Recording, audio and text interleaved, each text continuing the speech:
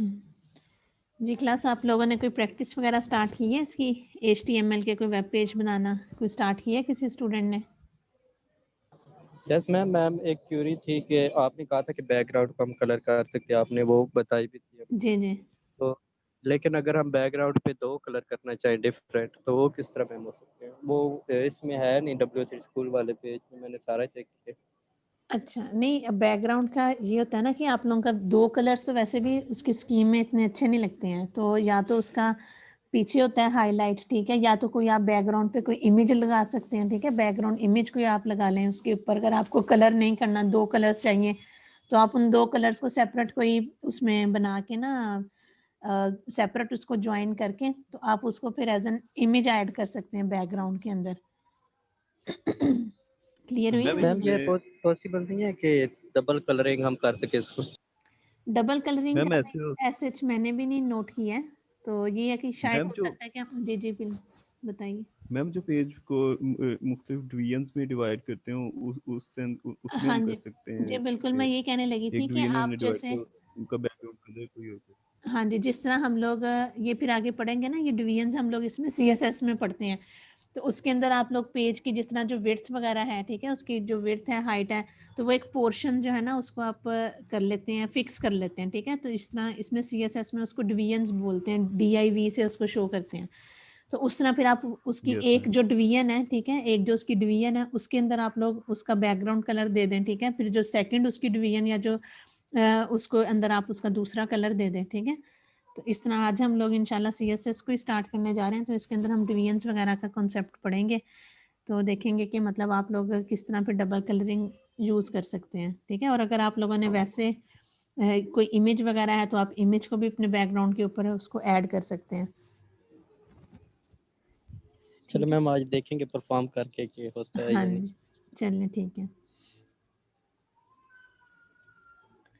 चलिए आज हम लोग जो है वो स्टार्ट करने जा रहे हैं CSS, ठीक है। CSS जैसे कि मैंने आपको पहले भी बताया था कि it stands for the cascading style sheet, and CSS saves a lot of work. It can control the layout of multiple web pages all at once, ठीक है।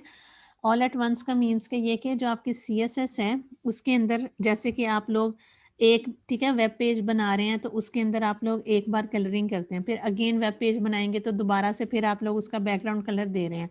तो जो CSS है, ठीक है, ये फाइल जो है आपकी, अगर आप इस फाइल को इंक्लूड कर लेंगे या CSS के थ्रू आप अपनी जितनी भी डिज़ाइनिंग वगैरह करेंगे, तो वो आपको जस्ट वन टाइम आपको करनी पड़ेगी और वो आपके सारे वेब पेजेस में वैसे अप्लाई हो जाएगी, ठीक है। तो ये आपका इस तरह जो है वो काफ़ी आपका टाइम सेव करती है, ठीक है, ताकि आप लोग एक बार जस्ट उसकी स्टाइलिंग बता देते हैं कि हमारा जो स्टाइल है वेब पेज में वो ये होगा, और उस फाइल को फिर आप CSS की फाइल को अपने हर वेब पेज में इंक्लूड कर देते हैं, ठीक है। तो उसके अंदर जौन जौन सी प्रॉपर्टीज़ आपने सेट की होती हैं वो ऑटोमेटिकली आपके उस वेब पेज के ऊपर अप्लाई हो जाती हैं, ठीक है। CSS स्टाइल्स एंड कलर्स, ठीक है, इसके अंदर हम बताएंगे कि व्हाट इज़ CSS, ठीक है, इसको डेफिनेशन से भी देख लेते हैं। Is used to format the layout of a web page, ठीक है, वेब पेज का लेआउट किस तरह होगा, ठीक है, क्या आप लोगों ने किस तरह की उसकी डिज़ाइनिंग करनी है, तो that will be handle by the CSS, ठीक है। With CSS you can control the colour, font, size of the text, ठीक है, कौन सा कलर होना है वो सब पेजेस के ऊपर आप अप्लाई कर सकते हैं। जो फॉन्ट है, ठीक है, एक वेब पेज पे जो रखा है वो या मल्टीपल वेब पेजेस पे यूज कर सकते हैं। साइज ऑफ द टेक्स्ट, ठीक है, the spacing between elements, how elements are positions and layout, what background images और background colours are to be used. ये देखें, जैसे कि मैंने आपको बताया था कि आप बैकग्राउंड के ऊपर कोई इमेज भी यूज कर सकते हैं, तो यहाँ पर वो भी बता रहे हैं कि अगर आपने वही इमेज जो है वो सारे वेब पेजेस के ऊपर सेम रखनी है, तो आप उसको CSS के अंदर डाल दें, ठीक है। तो व्हाट बैकग्राउंड इमेजेस और background colours are to be used, different displays for different devices and screen sizes and much more, ठीक है। आप बहुत सारी चीज़ें जो हैं वो अपने CSS के थ्रू कर सकते हैं। The word cascading means that a style applied to a parent elements will also apply to all children elements within the parent, ठीक है। मीन्स के एक स्पेसिफिक एरिया है, ठीक है, अगर आप लोगों ने वो एलिमेंट, जैसे पेरेंट चाइल्ड रिलेशनशिप इसको बोलते हैं, कि जो पेरेंट की प्रॉपर्टीज होंगी, ठीक है, तो आप लोग वही जो उसका चाइल्ड पेजेस हुए हैं वो सारी उसके ऊपर भी अप्लाई होती हैं, ठीक है।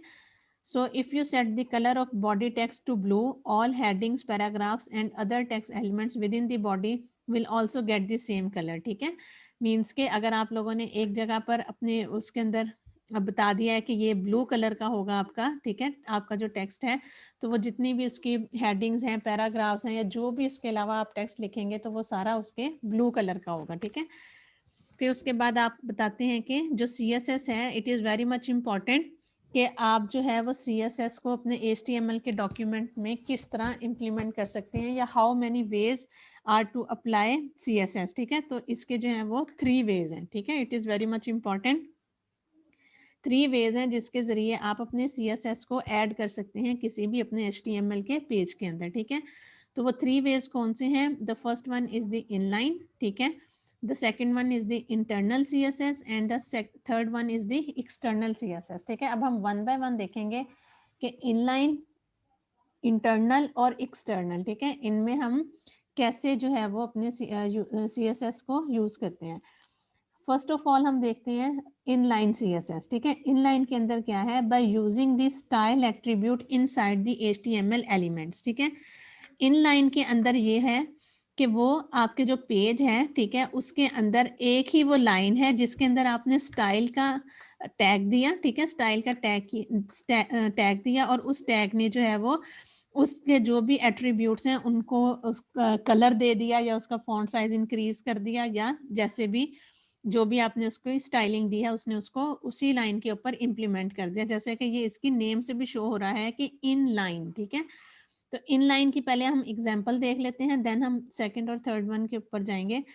इनलाइन CSS में देखें, an inline CSS is used to apply a unique style to a single HTML element. ठीक है, एक HTML एलिमेंट के ऊपर जो आप स्टाइल अप्लाई करते हैं that will come under inline CSS। ठीक है, दोबारा से सुन लें कि जो सिंगल एलिमेंट है HTML का, उसके ऊपर आप जोन सा भी स्टाइल अप्लाई करेंगे तो वो आपका किसके अंदर आता है? इनलाइन CSS के अंदर। An inline CSS uses the style attribute of an HTML element। ठीक है, जो भी HTML का एलिमेंट है, जैसे हेडिंग का है, ठीक है, या पैराग्राफ का है, P का टैग है या H का टैग है, उसके साथ आप जैसे स्टाइल का एट्रीब्यूट लिखेंगे और फिर उसकी प्रॉपर्टी लिखेंगे और फिर वो जो अप्लाई होती है that is called the inline CSS। ठीक है, अभी तक आप लोग जितनी भी यूज करते आए हैं वो सारी इनलाइन CSS ही थी। ठीक है, उसकी इनलाइन CSS की डोमेन के अंदर वो फॉलो करती हैं। तो अब आप इसकी एग्जाम्पल भी देख लें। The following example set the text colour of H1 means के जो हेडिंग का टैग है उसके अंदर आपने स्टाइल का एट्रीब्यूट दिया और उसकी आपने वैल्यू के सेट की कलर कॉलन ब्लू। ठीक है, इसका कलर जो है वो ब्लू हो जाएगा। हेड ये H1 की हेडिंग के अंदर था, मीन्स के उसकी हेडिंग जो है वो ब्लू हो जाएगी।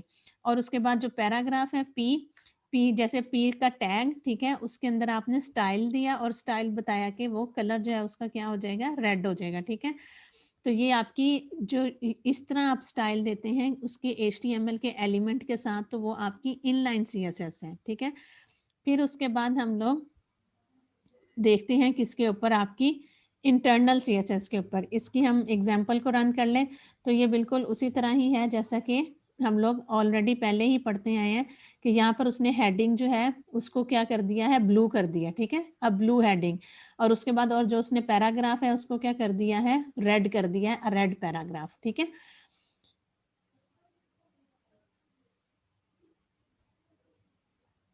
अब उसके बाद हम लोगों ने देखनी है इंटरनल CSS क्या होती है और आपकी एक्सटर्नल CSS क्या होती है। ठीक है, सेकंड जो टाइप है आपकी, the second way of applying CSS in HTML document is the internal CSS। An internal CSS is used to define a style for a single HTML page। ठीक है, एक HTML पेज के ऊपर जो भी आपने स्टाइल डिफाइन करना है, ठीक है, तो वो आपका किसके अंदर आता है? आपकी इंटरनल CSS के अंदर। An internal CSS is defined in the head section of an HTML page within a style element। ठीक है, अब आप लोगों ने हेड का जो टैग है, ठीक है, जैसे कि मैंने आपको पहले भी बताया हुआ है कि HTML लिखना है आपने, फिर उसके बाद हेड लिखना है। हेड के बाद अब आपने क्या किया? स्टाइल का वो लिखा, टैग लिखा। ठीक है, अब ये देखें हेड के यहाँ से हेड आपका स्टार्ट हो रहा है और यहाँ पर हेड आपका क्लोज हो रहा है। ठीक है, तो इस हेड के अंदर आप लोगों ने क्या किया? स्टाइल का एक टैग जो है वो इंक्लूड कर दिया इस वेब पेज के लिए, ठीक है, एक सिंगल वेब पेज के लिए। अब इसके अंदर वो क्या कर रहा है, आपने बताया कि इसके अंदर जो बॉडी है, ठीक है, इस बॉडी में बैकग्राउंड कलर जो है वो पाउडर ब्लू कर दो। हेडिंग जो है मीन्स कि अब इसके अंदर जितनी भी हेडिंग्स आएंगी इस वेब पेज के अंदर तो वो आपकी ब्लू कलर की होगी, और जितने भी ये पी से शो कर रहे हैं तो पी का जो पैराग्राफ जितने भी होंगे that will the colour of red, ठीक है। अब यहाँ पर अब इस हम पेज को रन करके देखते हैं। अब यहाँ पर देखें H1 की जो हेडिंग है, ठीक है, H1 का जो टैग है इसके साथ हमने अलहदा से या सेपरेट स्टाइल का एट्रीब्यूट या टैग जो है वो नहीं लिखा, ठीक है, क्योंकि हम लोगों ने इसको बॉडी के उस स्टाइल के टैग के अंदर हेड के टैग में इसका स्टाइल ऑलरेडी डिफाइन कर दिया हुआ है। स्टूडेंट्स ये चीज क्लियर हुई है इंटरनल CSS में के अंदर? Yes ma'am.